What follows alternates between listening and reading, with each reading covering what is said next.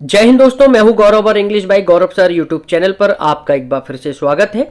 दोस्तों आज हम इस वीडियो में बात करेंगे टेंस के बारे में कि किस तरीके से हम टेंस को पहचान सकते हैं, क्या सेंटेंसेस होते हैं, क्या रूल्स होते हैं इनके, और एग्जाम में जो सुपर टेट यूपी टेट की तैयारी कर रहे हैं किस तरीके से एग्जामिनर आपके एग्जाम में इससे रिलेटेड क्वेश्चन पूछता है और यहां से आप निश्चित ही 1 से 2 नंबर क्लियर करने वाले हैं, यानी कि अपने स्कोर में ऐड करने वाले हैं। तो दोस्तों चलिए शुरू करते हैं। तो टेंस को मैं आपको बता चुका हूं दोस्तों कि टेंस हमारे 3 प्रकार के होते हैं। कौन कौन से होते हैं? प्रेजेंट, पास्ट एंड फ्यूचर, ये 3 प्रकार के टेंस होते हैं। अब बात करें सेंटेंसेस की कि सेंटेंसेस कितने प्रकार के होते हैं, तो indefinite, continuous, perfect and perfect continuous, ये 4 प्रकार के हुए। यानी कि इनको प्रेजेंट में ऐड कर देते हैं तो बन जाता है प्रेजेंट इंडेफिनिट, ओके। उसके बाद प्रेजेंट कॉन्टिन्यूअस, और उसके बाद प्रेजेंट परफेक्ट, और उसके बाद प्रेजेंट परफेक्ट कॉन्टिन्यूअस। इन्हीं चारों को हम पास्ट में ऐड कर देते हैं, जैसा कि मैं आपको लास्ट वीडियो में बता चुका हूं। तो बन जाता है past indefinite, past continuous, past perfect और पास्ट परफेक्ट कॉन्टिन्यूअस। और इन्हीं चारों को हम फ्यूचर में ऐड कर देते हैं तो बन जाता है future indefinite, future continuous, future perfect और फ्यूचर परफेक्ट कॉन्टिन्यूअस। यहीं से आपके एग्जाम में एग्जामिनर क्वेश्चन पूछता है और आपको कंफ्यूज करता है कि आप गलत उत्तर पर टिक करें, बट अब आपको गलत नहीं करना है। तो पिछली वीडियो में मैं प्रेजेंट से रिलेटेड यानी कि present indefinite, continuous, perfect and present perfect continuous के सभी रूल्स को बता चुका हूं। अगर आपने ये प्रेजेंट वाली वीडियो नहीं देखी है तो मेरी प्लेलिस्ट में जाकर इस वीडियो को देख सकते हैं। आज हम बात करेंगे पास्ट इंडेफिनिट, कॉन्टिन्यूअस, परफेक्ट और परफेक्ट कॉन्टिन्यूअस को लेकर, यानी कि क्या हमारे रूल्स होते हैं, किस तरीके से एग्जामिनर क्वेश्चन पूछता है, वो सभी नियम आज हम इस वीडियो में समझेंगे। तो चलिए शुरू करते हैं। तो यहां पर हम बात करते हैं पास्ट इंडेफिनिट सेंटेंस की कि ये क्या होता है। तो दोस्तों मैं आपको बताना चाहूंगा, सबसे पहले हमारा सब्जेक्ट आता है, उसके बाद वर्ब की सेकंड फॉर्म। याद रखना, वर्ब की सेकंड फॉर्म सिर्फ और सिर्फ पास्ट इंडेफिनिट के सेंटेंस में यूज की जाती है। उसके बाद हमारा ऑब्जेक्ट आता है। कुछ उदाहरण के माध्यम से हम समझते हैं, जैसे कि मैंने यहां पर लिखा है ही एट मैंगोज। तो यहां पर आप देख सकते हैं ही हमारा सब्जेक्ट है और एट हमारी मेन वर्ब है और मैंगोज हमारा यहां पर ऑब्जेक्ट है। यानी कि यही रूल हमने अप्लाई किया है यहां पर, जिस हिसाब से हम पहचान सकते हैं कि ये वाला जो सेंटेंस है पास्ट इंडेफिनिट का सेंटेंस है। एग्जाम में आपको एग्जामिनर एक सेंटेंस लिख देगा और आपसे पूछेगा बताइए ये कौन सा सेंटेंस है, प्रेजेंट इंडेफिनिट का है, पास्ट इंडेफिनिट का है, प्रेजेंट परफेक्ट का है। तो यहां से आपको फाइंड आउट करना होता है कि किस तरीके से हम पहचाने ये कौन सा सेंटेंस है। आपको प्रैक्टिस सेट में ये जब सेंटेंस वाली वीडियो खत्म हो जाएगी, यानी कि प्रेजेंट की हो चुकी है, ये पास्ट की चल रही है, फ्यूचर की मैं आने वाले टाइम में आपको दे दूंगा, और फिर इसके बाद हम एक प्रैक्टिस सेट लगाएंगे और जिससे यहां से आप 2 से 3 नंबर आप अपने यूपी टेट और सुपर टेट के एग्जाम में गेन कर सकते हैं। तो दोस्तों मैं आपको बताना चाहूंगा, सब्जेक्ट और वर्ब की सेकंड फॉर्म चाहे सिंगुलर सब्जेक्ट हो या प्लूरल हो, दोनों के ही साथ हम सिर्फ और सिर्फ वर्ब की सेकंड फॉर्म का यूज करते हैं, उसके बाद ऑब्जेक्ट का यूज करते हैं। एक और मैंने उदाहरण दे रखा है, दे एट मैंगोज। तो यहां पर आप इसे देख सकते हैं, दे हमारा प्लूरल है और इसके साथ वर्ब की सेकंड फॉर्म का यूज किया गया है और उसके बाद मैंगोज यानी कि ऑब्जेक्ट का यूज किया गया है। यानी कि अगर हम हिंदी की बात करें कि इसकी हिंदी मीनिंग क्या होगी, ही एट मैंगोज, तो उसने आम खाया, ठीक है ना। दे एट मैंगोज, उन्होंने आम खाया, वह गया, वह मरा, वह उसने गीत गाया। इस तरीके के सेंस हिंदी को लेकर यहां पर यूज किए जाते हैं। यानी कि जो हिंदी का सेंस है, खाया, गया, पिया, यानी कि या ई ए लास्ट में आते हैं, इस बात को भी आपको ध्यान में रखना है। Ram went to market, Ram market गया। तो यहां पर राम हमारा सिंगुलर है, वर्ब की सेकंड फॉर्म का यूज किया गया है और उसके बाद ऑब्जेक्ट आया है, यानी कि राम इस मार्केट गया। ओके, हिंदी में सेंस क्या निकलेगा, राम मार्केट गया। वहीं एक और एग्जांपल की हम बात करें, दे वेंट टू मार्केट, वे मार्केट गए। ओके, दे हमारा यहां पर प्लूरल सब्जेक्ट है, वेंट हमारा वर्ब की सेकंड फॉर्म का यूज किया गया है, उसके बाद ऑब्जेक्ट टू मार्केट का यूज किया गया है। अगर यहां पर हमें ही एट मैंगोज का नेगेटिव बनाना हो तो किस तरीके से बनाएंगे, और यहां से बच्चों को डेफिनेटली एग्जामिनर के द्वारा कंफ्यूज किया जाता है। तो एक फॉर्मूला याद कर लो, ट्रिपल डी का। किसका? ट्रिपल डी का, यानी कि डू, डज और डिड। ये जो डू और डज है दोस्तों, ये याद रखना प्रेजेंट इंडेफिनिट के सेंटेंस में यूज किया जाता है जब हमारा सेंटेंस नेगेटिव हो या फिर इंटरोगेटिव हो। यानी कि नेगेटिव और इंटरोगेटिव सेंटेंस में हम डू या डज का यूज करते हैं। डू हमारा यूज किया जाता है प्लूरल के साथ और डज का यूज किया जाता है सिंगुलर के साथ। इस बात को भी आपको ध्यान में रखना है। अब बात करें डिड की, तो याद रखना डिड के साथ हमेशा और हमेशा वर्ब की फर्स्ट फॉर्म का यूज किया जाता है और एग्जामिनर वर्ब में सेकंड या थर्ड फॉर्म ऐड करके दे देता है, जिससे आपको कंफ्यूजन में डालता है और आपको कंफ्यूज करने की पूरी कोशिश करता है। तो यहां पर हम इस सेंटेंस का अगर नेगेटिव बनाते हैं तो ही हमारा सब्जेक्ट है, हमने ही रख दिया, तो यहां पर वर्ब की सेकंड फॉर्म वर्ब की फर्स्ट फॉर्म में कन्वर्ट हो जाएगी और उससे पहले हम डिड का यूज करेंगे। ओके, इस डिड को मत भूलिएगा क्योंकि यहां से आप बच्चे बहुत ज्यादा कंफ्यूज हो जाते हैं। तो उसके बाद हम नॉट का यूज करेंगे। ईट हमारी वर्ब की फर्स्ट फॉर्म है और उसके बाद ऑब्जेक्ट का यूज किया जाएगा। बात करें सेकंड सेंटेंस की, तो दे एट मैंगोज, तो यहां पर आप देख सकते हैं दे का हमने दे लिख दिया। मैंने क्या बताया था आपको, डिड नॉट, यानी कि अगर नेगेटिव बना रहे हैं तो फिर डिड का यूज किया जाएगा, उसके बाद नॉट का यूज किया जाएगा। वर्ब की फर्स्ट फॉर्म याद रखना, वर्ब की फर्स्ट फॉर्म का अब हम यूज करेंगे और अगर अफर्मेटिव या सिंपल सेंटेंस है तो वर्ब की सेकंड फॉर्म का हम यूज करेंगे। इस बात को भी आपको ध्यान में रखना है। और उसके बाद हमारा यहां पर देखिए ऑब्जेक्ट आया है, तो यहां पर हम ऑब्जेक्ट का यूज करेंगे। ओके, कुछ और उदाहरण के माध्यम से समझते हैं। राम वेंट टू मार्केट, तो राम यहां पर सिंगुलर है, तो यहां पर अब हम इंटरगेटिव बनाएंगे इसका। तो इंटरगेटिव बनाने के लिए पहले डिड का यूज किया जाएगा, उसके बाद सब्जेक्ट यानी कि राम, उसके बाद वर्ब की फर्स्ट फॉर्म और उसके बाद ऑब्जेक्ट का यूज किया जाएगा। इस बात को भी ध्यान में रखना है।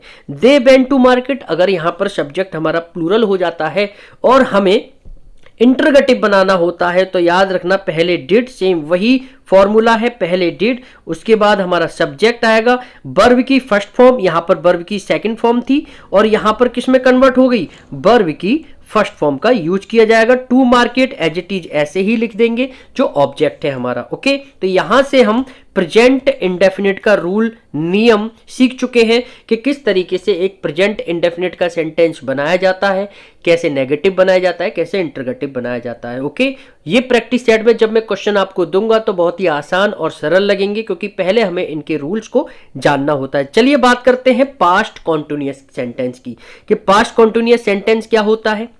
तो दोस्तों याद रखना पहले हमारा सब्जेक्ट आता है, उसके बाद वॉज या वर आता है। वॉज हमेशा सिंगुलर सब्जेक्ट के लिए और प्लूरल सब्जेक्ट के लिए हमेशा वर का यूज किया जाता है। जब कॉन्टिन्यूअस की बात हो तो मैंने आपको बताया था जहां भी कॉन्टिन्यूअस दिख जाए तो वहां पर वर्ब की फर्स्ट फॉर्म में आईएनजी डेफिनेटली देखने को आपको मिल जाएगी। अब यहां पर आप देख सकते हैं कॉन्टिन्यूअस का सेंटेंस तो वर्ब की बेस फॉर्म में आईएनजी देखने के लिए मिल रही है। अब ये प्रेजेंट का है या पास्ट का है तो ये हमारी हेल्पिंग वर्ब डिसाइड करेगी। अगर इज एम आर आए तो प्रेजेंट, वॉज वर आए तो पास्ट और विल बी शैल बी आए तो फ्यूचर। जब यहां पर वॉज या वर का यूज किया जा रहा है तो जाहिर सी बात है ये हमारा पास्ट का सेंटेंस है। कॉन्टिन्यूअस मतलब वर्ब की आईएनजी फॉर्म का यूज किया जाएगा और उसके बाद ऑब्जेक्ट का यूज किया जाएगा। यही हमारा रूल है। पहले सब्जेक्ट वॉज या वर, वॉज हमारा सिंगुलर सब्जेक्ट के लिए और प्लूरल के लिए हमारा वर का यूज किया जाएगा। वर्ब की बेस फॉर्म में आईएनजी का यूज किया जाएगा जैसा कि आप देख सकते हैं और उसके बाद ऑब्जेक्ट का यूज किया जाएगा। चलिए कुछ उदाहरण के माध्यम से हम समझते हैं। जैसे मैंने यहां पर लिखा है ही वॉज ईटिंग मैंगोज, तो ही हमारा सिंगुलर सब्जेक्ट है, उसके साथ हमारा वॉच का यूज किया गया है। वर्ब की बेस फॉर्म में आईएनजी और उसके बाद ऑब्जेक्ट, यानी कि अगर इसका हिंदी में सेंस निकाला जाए तो वह आम खा रहा था थी थे का सेंस निकलता है तो वह आम खा रहा था। इस बात को भी ध्यान में रखना है। अगर हम इसका नेगेटिव बनाएंगे ओके तो ही वॉज, और वॉज के बाद यानी कि हेल्पिंग वर्ब के बाद तुरंत नॉट का यूज करेंगे। सेम वही रहेगा, वर्ब की बेस फॉर्म में आईएनजी और उसके बाद हमारा ऑब्जेक्ट बनाया जाएगा। क्योंकि एग्जामिनर पूछता है कि यहां से अगर हम एक सेंटेंस दे देगा आपको और कहेगा इसका नेगेटिव बनाओ या इसका इंटरगेटिव बनाओ, तो यहां से आपको रूल्स पता चल रहे होंगे। आई थिंक कोई भी दिक्कत आपको अपने एग्जाम में इस वाले कॉन्सेप्ट से रिलेटेड नहीं आएगी। बात करें कुछ और उदाहरण के माध्यम की तो यहां पर आप देख सकते हैं दे वर ईटिंग मैंगोज। अब यहां पर हमारा जो सब्जेक्ट है दे, वो एक प्लूरल सब्जेक्ट है जैसा कि आप देख सकते हैं। तो यहां पर किसका यूज किया गया है, बर का यूज किया गया है। उसके बाद यहां पर आप देख सकते हैं वर्ब की बेस फॉर्म में हमने आईएनजी लगाई है, ईट का ईटिंग हो गया है और उसके बाद ऑब्जेक्ट यानी कि मैंगोज को रखा गया है। एक और एग्जाम्पल उदाहरण की बात करें तो राम हमारा सिंगुलर सब्जेक्ट है, वॉज हमारा क्या है, एक वर्ब है, हेल्पिंग वर्ब है। जो राम हमारा सिंगुलर सब्जेक्ट है तो सिंगुलर वर्ब का यूज किया गया है और उसके बाद यहां पर वर्ब की बेस फॉर्म में आईएनजी का यूज किया गया है और उसके बाद हमारा टू मार्केट एक ऑब्जेक्ट है। ओके, नेक्स्ट उदाहरण की बात करें तो दे अब हमारा क्या है, एक प्लूरल सब्जेक्ट है और जब प्लूरल सब्जेक्ट है तो बर का यूज किया गया है, वर्ब की बेस फॉर्म में आईएनजी का यूज किया गया और उसके बाद ऑब्जेक्ट का यूज किया जाएगा। अगर हम इसी अफर्मेटिव या सिंपल सेंटेंस को नेगेटिव में कन्वर्ट करें तो जैसा कि अभी मैं आपको बता चुका हूं, ही हमारा सब्जेक्ट आएगा, उसके बाद हेल्पिंग वर्ब और हेल्पिंग वर्ब के बाद तुरंत हम नॉट का यूज करेंगे, उसके बाद वर्ब की बेस फॉर्म में आईएनजी और उसके बाद ऑब्जेक्ट का यूज किया जाएगा। ओके, अगर हम दे वर ईटिंग मैंगोज को नेगेटिव बनाए तो सेम वही एज इट इज रूल है। हमारा दे प्लूरल है यानी कि प्लूरल सब्जेक्ट है तो प्लूरल वर्ब का यानी कि बर का यूज किया गया है। उसके बाद तुरंत हम नॉट लगाएंगे। ओके, हेल्पिंग वर्ब के बाद तुरंत नॉट का यूज करेंगे, वर्ब की बेस फॉर्म में आईएनजी आया है और उसके बाद ऑब्जेक्ट का यूज किया जाएगा। इस बात को आपको ध्यान में रखना है। Ram was going to market, यहां पर हम इस सेंटेंस को अब इंटरोगेटिव सेंटेंस में कन्वर्ट करेंगे। तो इसको कन्वर्ट करने के लिए पहले हेल्पिंग वर्ब, फिर उसके बाद सब्जेक्ट, वर्ब की बेस फॉर्म में अब आईएनजी आएगा और उसके बाद टू मार्केट यानी कि ऑब्जेक्ट का यूज किया जाएगा। वहीं बात करें दे वर गोइंग टू मार्केट, तो दोस्तों इसको अगर हमें अफर्मेटिव से इंटरोगेटिव बनाना है तो पहले बर यानी कि हेल्पिंग वर्ब, उसके बाद दे हमारा सब्जेक्ट आया है, उसके बाद नॉट का यूज करेंगे। ये हमारा इंटरोगेटिव नेगेटिव सेंटेंस है यानी कि इंटरोगेटिव भी है और नेगेटिव भी है। तो इंटरोगेटिव यानी कि यहां पर हेल्पिंग वर्ब, उसके बाद यहां पर सब्जेक्ट और फिर यहां पर हमारा नॉट का यूज, उसके बाद वर्ब की बेस फॉर्म में आईएनजी का यूज किया जाएगा और उसके बाद यहां पर ऑब्जेक्ट का यूज किया जाएगा। इस बात को आपको ध्यान में रखना है। तो यहां से हम पास्ट कॉन्टिन्यूअस सेंटेंस सीख चुके हैं कि रूल्स क्या होता है, किस तरीके से अफर्मेटिव को नेगेटिव सेंटेंस में कन्वर्ट करते हैं और इसका जो हिंदी में सेंस है वो था, थी, थे यानी कि खा रहा था, जा रहा था, पी रहा था, इस तरीके का सेंस निकल कर आता है। चलिए बात करते हैं पास्ट परफेक्ट सेंटेंस की। तो दोस्तों मैं आपको बताना चाहूंगा, एक फॉर्मूला होता है ट्रिपल एच का। अगर हम हैज, हैव और हैड की बात करें यानी कि हैज और हैव हमेशा और हमेशा प्रेजेंट की वर्ब है।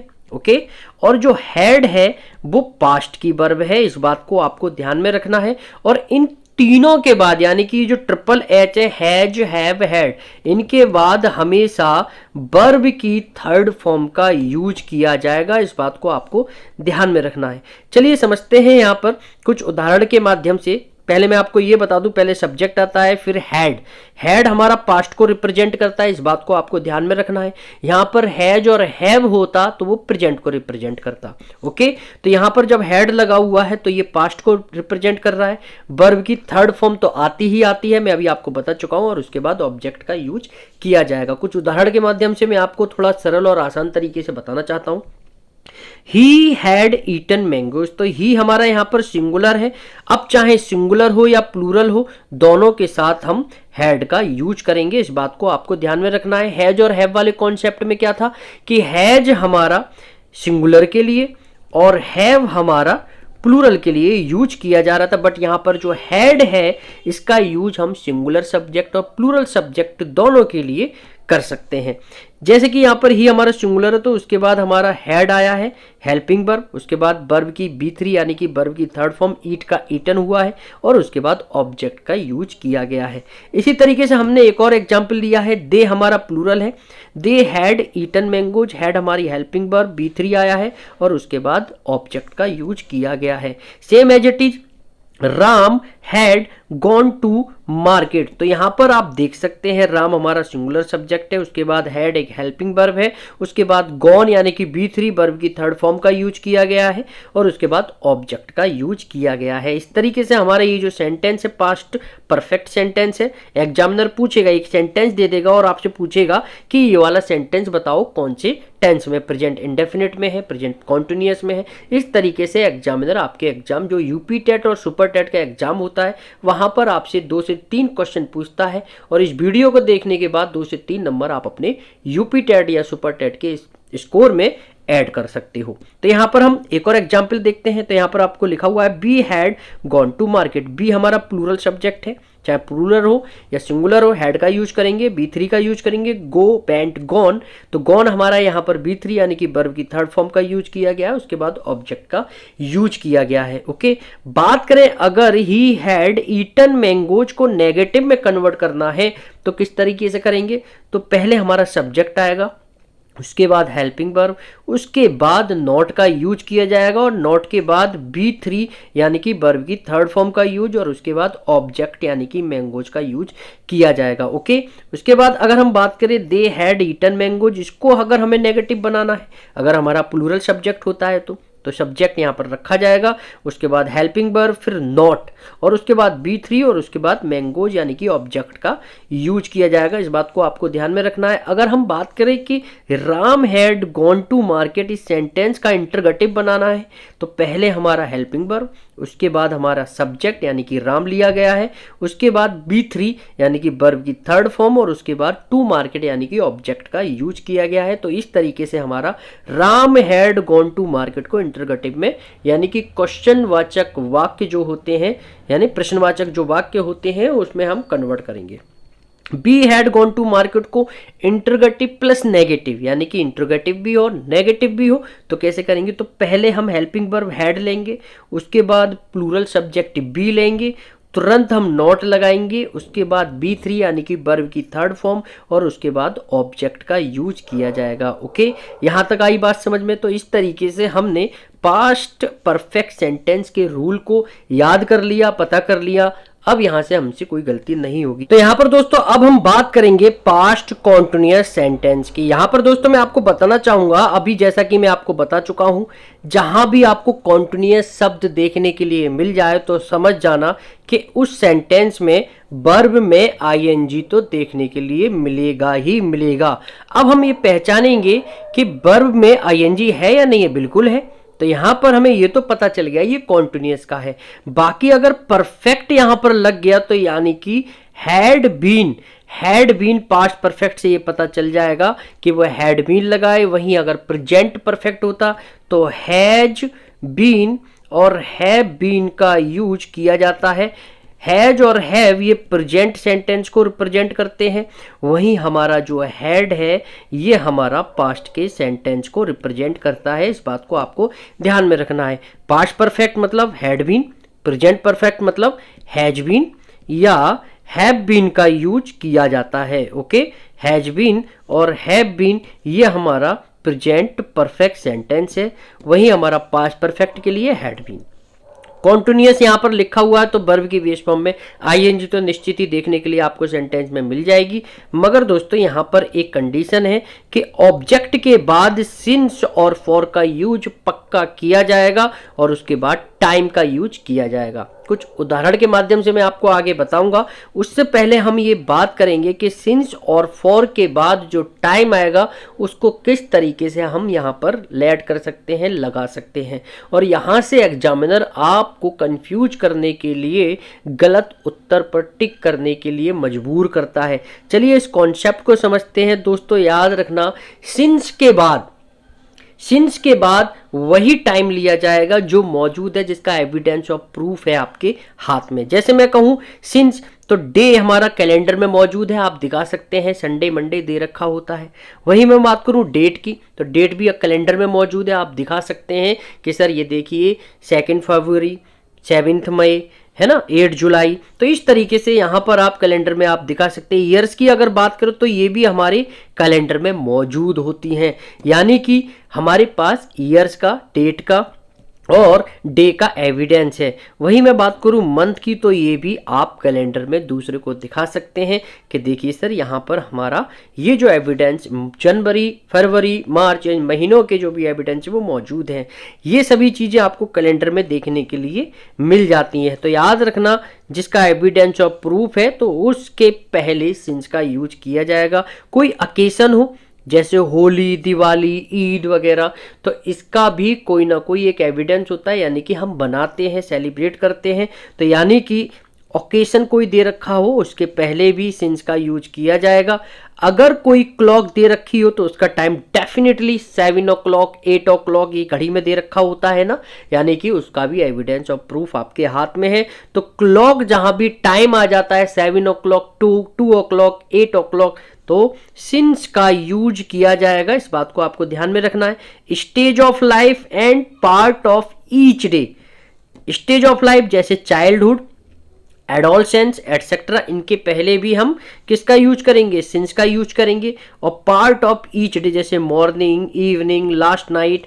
ओके, यहां पर जैसा कि आपको दिख रहा है लास्ट नाइट वगैरह, नून यानी कि दोपहर जो होती है। अब सपोज दैट मैं मॉर्निंग में आपसे कहूँ गुड इवनिंग, तो आप मुझसे ये कहोगे सर अभी तो मॉर्निंग हो रही है, आप गुड इवनिंग क्यों बोल रहे हैं? क्योंकि आप ये दिखा सकते हो, आपके पास एविडेंस है कि मॉर्निंग हो रही है। तो मॉर्निंग, इवनिंग, गुड इवनिंग, तो इसके पहले किसका यूज करेंगे, सिंस का यूज किया जाएगा। ओके, वही मैं बात करूं फॉर की, तो याद रखना ये पीरियड ऑफ टाइम के लिए यूज किया जाता है। जैसे 3 घंटे, 2 महीने से, 2 सालों से, 3 हफ्तों से, इस तरीके से।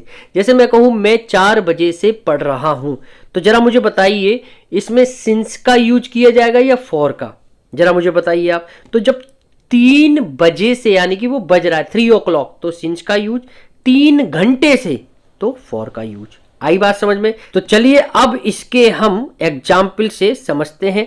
जैसे यहां पर मैंने लिखा हुआ है ही के साथ हैड, मैंने आपको बताया था हैड सिंगुलर और प्लूरल सब्जेक्ट दोनों के लिए यूज किया जाता है। तो हैड बीन प्लस वर्ब की बेस फॉर्म में आईएनजी, उसके बाद ऑब्जेक्ट फॉर 2 hours। अगर यहां पर 2 hours है तो मतलब कि यहां पर फॉर का यूज किया जाएगा, क्योंकि ये पीरियड ऑफ टाइम है। ओके, पॉइंट ऑफ टाइम नहीं है, पीरियड ऑफ टाइम है। तो यहां पर 2 o'clock से पहले हमने फॉर का यूज किया है, क्योंकि ये पीरियड ऑफ टाइम है। इसका कोई एविडेंस और प्रूफ है नहीं हमारे हाथ में। वहीं मैं दूसरा सेंटेंस की बात करूं, दे हैड बीन, मैंने आपको बताया था सिंगुलर हो या प्लूरल हो दोनों के साथ हैड बीन का यूज किया जाएगा। ईटिंग यानी कि वर्ब की बेस फॉर्म में आईएनजी, उसके बाद ऑब्जेक्ट, और सिंस के बाद 2 o'clock का यूज किया गया है 2 बजे से।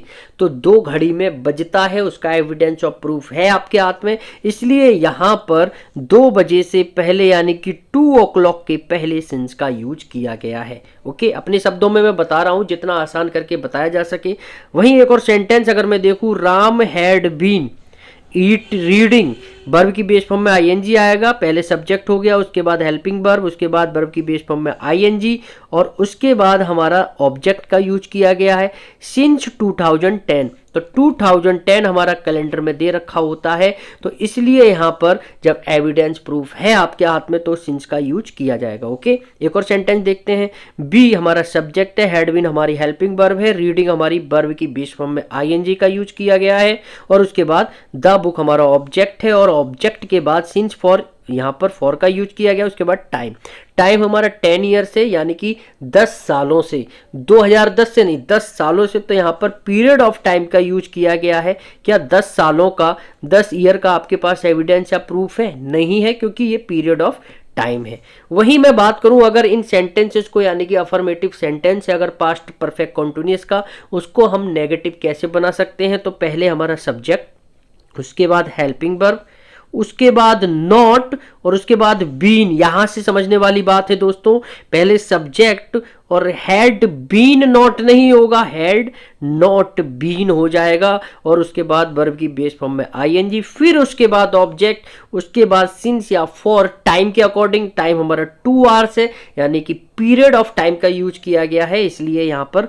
फॉर का यूज किया गया है। वहीं मैं 2 o'clock बोलता तो सिंस का हो जाता। ओके, आ रही है बात समझ में? एक और उदाहरण देखते हैं। पहले आया हमारा सब्जेक्ट दे, जो एक प्लूरल है, और प्लूरल हो या सिंगुलर हो दोनों के साथ हम हैड बीन का यूज करेंगे। उसके बाद यहां पर हैड, और उसके बाद बीन के बीच में नॉट का यूज किया जाएगा, हैड नॉट बीन। उसके बाद वर्ब की बेस फॉर्म में आईएनजी का यूज, उसके बाद ऑब्जेक्ट। अब आया है सिंस, टाइम के अकॉर्डिंग यानी कि 2 o'clock, ये 2 बजे से, यानी कि जो सेंटेंस की हिंदी होगी वे 2 बजे से आम खा रहे थे, थाती थे का सेंस निकल कर आता है। वह 4 बजे से पढ़ रहा था, मैं 2 बजे से नाच रहा था, तुम 2 घंटे से तैयारी कर रहे थे। तो इस तरीके का सेंस हिंदी में निकलकर इन सेंटेंसेस से आता है। तो यहां पर सिंस ऑफ फॉर का भी कॉन्सेप्ट आपको क्लियर हो रहा होगा आई थिंक। अगर तब भी कोई प्रॉब्लम या डाउट है तो कमेंट्स बॉक्स में कमेंट करके मुझे बता सकते हैं और आसान और सरल भाषा में मैं आपको बताने की कोशिश करूंगा। यहां पर एक और उदाहरण के माध्यम से हम समझते हैं कि अगर इन अफर्मेटिव सेंटेंसेस का हमें इंटरोगेटिव बनाना है तो उसके लिए सबसे पहले हैड आएगा, उसके बाद सब्जेक्ट यानी कि राम का यूज किया जाएगा और उसके बाद नॉट। अगर इंटरोगेटिव प्लस नेगेटिव और ओनली इंटरोगेटिव है तो नॉट हटा दो। यहां पर had Ram been reading the book since 1992 का यूज किया जाएगा और लास्ट में क्वेश्चन मार्क पक्का यहां पर जरूर देख लीजिएगा, क्योंकि कभी कभी एग्जामिनर क्वेश्चन मार्क को हटा देता है और बच्चे कंफ्यूज हो जाते हैं। तो क्वेश्चन मार्क का यूज निश्चित ही किया जाएगा इंटरोगेटिव सेंटेंसेस में। ओके, तो चलिए और समझते हैं हम। हैड राम, हैड हमारी हेल्पिंग वर्ब, राम हमारे यहाँ पर सब्जेक्ट है, नॉट का यूज, उसके बाद बीन का यूज, फिर वर्ब की बेस फॉर्म में आईएनजी, उसके बाद ऑब्जेक्ट, फिर सिंस का यूज किया गया है। सिंस हमारा क्या है, एक पीरियड ऑफ टाइम नहीं है, पीरियड ऑफ टाइम के लिए फॉर का यूज और पॉइंट ऑफ टाइम के लिए यानी कि इसका एविडेंस ऑफ प्रूफ है 1992 आपके कैलेंडर में है मौजूद, तो इसलिए यहां पर सिंस का यूज किया जाएगा। वहीं अगले सेंटेंस की बात करें तो पहले हेल्पिंग वर्ब, उसके बाद सब्जेक्ट, फिर उसके बाद not, interrogative plus negative sentence है, फिर बीन का यूज किया जाएगा, वर्ब की बेस फॉर्म में आईएनजी, उसके बाद ऑब्जेक्ट, फिर फॉर, टाइम के अकॉर्डिंग, टाइम हमारा पीरियड ऑफ टाइम है, 10 ईयर्स दे रखा है, तो इस हिसाब से ये जो सेंटेंस बना had be not been reading the book for 10 years. अगर यहाँ पर 2010 होता तो सिंस का यूज हो जाता। ओके, तो इस तरीके से हमने जाना कि पास्ट के जो 4 सेंटेंस है इंडेफिनिट, कॉन्टिन्यूअस, परफेक्ट और परफेक्ट कॉन्टिन्यूअस के रूल्स को सीखा। आगे मैं बताऊंगा इस प्रैक्टिस सेट में, आने वाली वीडियो में दूंगा आपको किस तरीके से एग्जामिनर आपके यूपी टेट सुपर टेट के एग्जाम में प्रैक्टिस सेट में एक क्वेश्चन पूछता है और वहां से 2 से 3 नंबर आप निश्चित ही गेन करेंगे, अपने स्कोर में ऐड करेंगे। तो थैंक्स फॉर वॉचिंग दोस्तों, और अगर ये वीडियो अच्छी लगी है तो प्लीज़ लाइक जरूर कर दीजिएगा, दोस्तों को शेयर कीजिए और पहली बार अगर मेरे चैनल से जुड़े हैं या पहली बार मेरी वीडियो को देख रहे हैं तो चैनल को सब्सक्राइब कर दीजिएगा, क्योंकि यहाँ पर इंग्लिश ग्रामर के ट्यूटोरियल सरल और आसान भाषा में बताए जा सकते हैं, जहाँ से आप अपने एग्जाम में काफ़ी अच्छा स्कोर सुपर टेट और यूपी टेट के एग्जाम में कर सकते हैं। बहुत ही अच्छी हेल्प मिलेगी आपको इन वीडियोस से। नोटिफिकेशन के बेल आइकन को ऑल पर करके सेलेक्ट कर दीजिए, जिससे मैं जो भी वीडियोस बनाऊंगा उन वीडियोस के नोटिफिकेशन आपको समय समय पर मिलते रहेंगे। तो नेक्स्ट वीडियो में फ्यूचर से रिलेटेड जितने भी सेंटेंसेस हैं indefinite, continuous, perfect and perfect continuous को हम डिस्कस करेंगे। पिछली वीडियो में मैंने present, indefinite, continuous, perfect and perfect continuous को लेकर बताया है। अगर वो वीडियो आपने नहीं देखी है तो प्ले लिस्ट में जाकर देख सकते हैं। मिलते हैं नेक्स्ट वीडियो में फ्यूचर के कॉन्सेप्ट के साथ, future indefinite, continuous, perfect and perfect continuous sentences के साथ। जब तक के लिए आप अपना ख्याल रखिए। जय हिंद, वंदे मातरम।